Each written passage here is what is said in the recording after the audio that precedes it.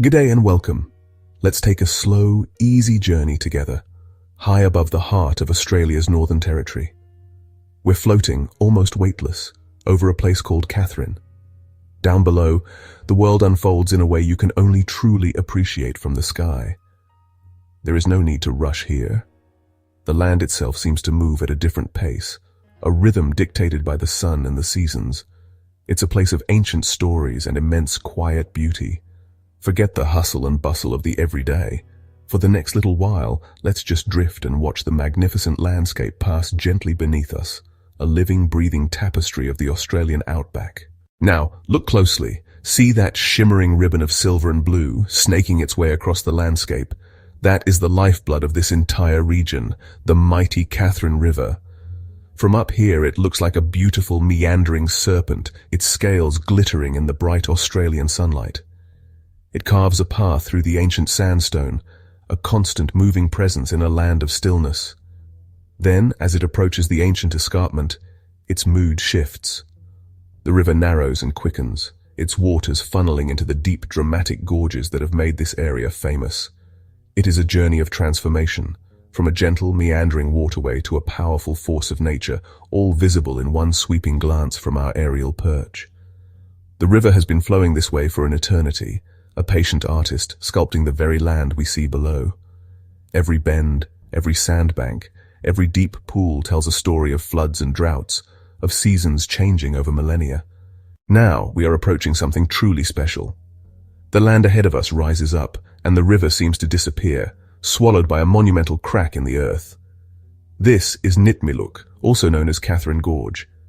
It is not just one gorge, but a series of 13 spectacular gorges, carved deep into the ancient sandstone plateau by the Katherine River over countless millennia. From the air, it looks as though a giant has cleaved the rock with a colossal axe, leaving behind a winding chasm of breathtaking scale and beauty. The sheer, ochre-colored cliffs plunge dramatically to the dark, cool waters below, creating a scene of raw, natural power. As we drift slowly over the entrance to the first gorge, the sheer scale of it becomes apparent. The cliffs tower hundreds of feet above the water, their weathered faces telling a story that is billions of years old. You can see the layers in the rock, different bands of color representing different geological eras. The water below is a deep emerald green in the shadows, turning to a sparkling sapphire where the sun touches its surface. The silence here is profound, broken only by the distant call of a bird echoing off the towering rock walls. Let's pull back a little, rising higher to appreciate the incredible palette of colors that nature has used to paint this landscape. The Australian outback is often thought of as just red dust, but from up here you can see it is so much more complex and beautiful than that. The dominant color is, of course, the rich earthy red of the soil and the deep rusty orange of the sandstone cliffs. This is the color of iron, the very essence of this ancient continent, baked by millions of years of relentless sun. It provides a warm, vibrant base for all the other colors to play against, a foundation of timeless strength. Against this red and orange backdrop, the greens are all the more striking. Look at the lines of trees that trace the river and its hidden tributaries. They are a vivid, almost electric green, a testament to the life-giving power of water. The sky itself adds another layer to this magnificent canvas. On a clear day, the tropical sky of the Northern Territory is a blue of incredible depth and purity, a vast, uninterrupted dome that seems to go on forever. Now, let us imagine we are flying over Katherine just as the wet season has ended, around April or May. The entire landscape has undergone a miraculous transformation. What was, just a few months before, a dry and golden land is now clothed in an almost impossibly lush, vibrant green. The monsoonal rains have drenched the earth, and life has responded with an explosive burst of energy. From our aerial perspective, the world below looks like a verdant paradise, a vast, sprawling garden stretching to the horizon. The rivers and creeks, which may have been just a trickle in the dry season, are now full and flowing strongly. The Katherine River is wide and powerful. Its waters are murky brown, carrying the rich topsoil that will fertilize the floodplains downstream. Waterfalls that are completely absent for most of the year now cascade spectacularly over the cliffs of Nitmiluk Gorge. sending plumes of white spray into the air.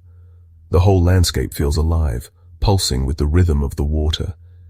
This abundance of water triggers a frenzy of activity in the natural world. The savanna woodlands are thick with new growth, and the grasses grow tall and green, waving in the breeze.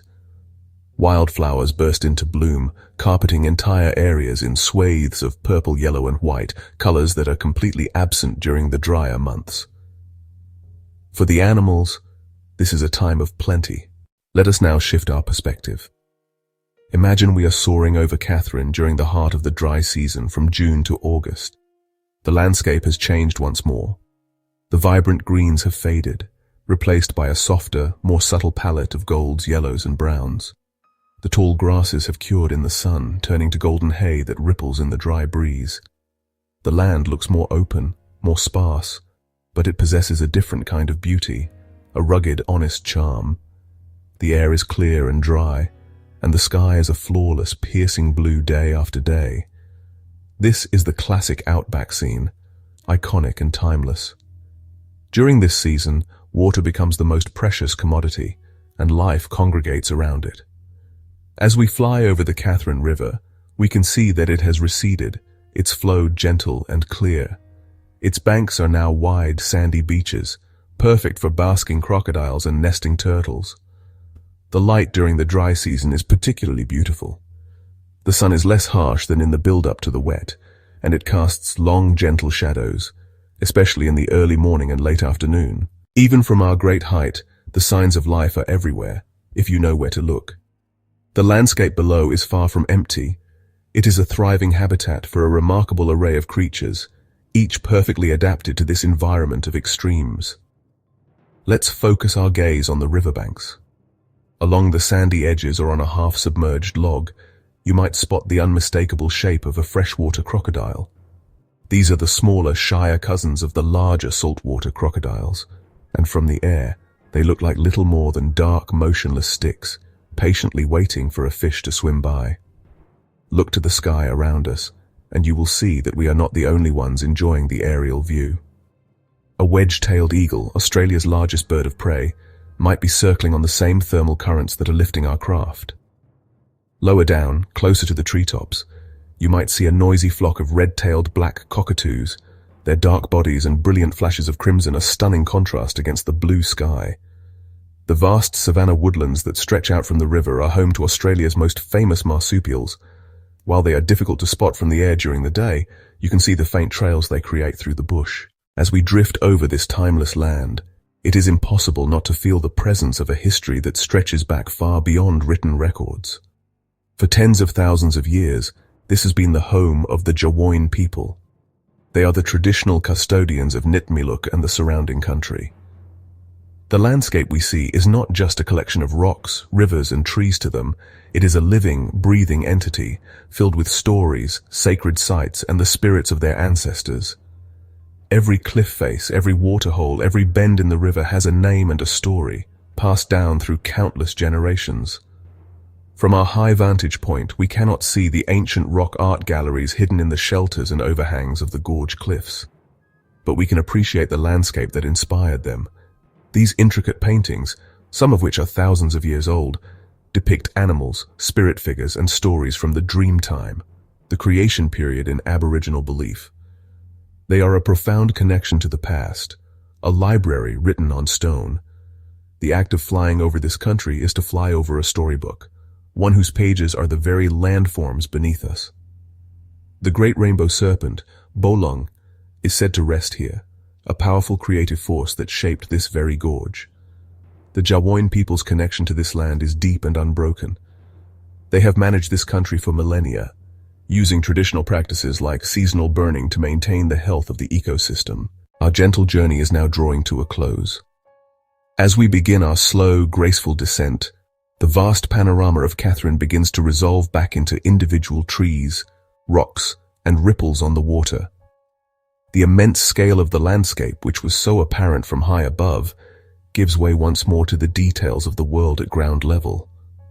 But the images and feelings from our flight will remain: the winding silver river, the colossal sun-baked cliffs of the gorge, the endless tapestry of red earth and green life stretching out in every direction.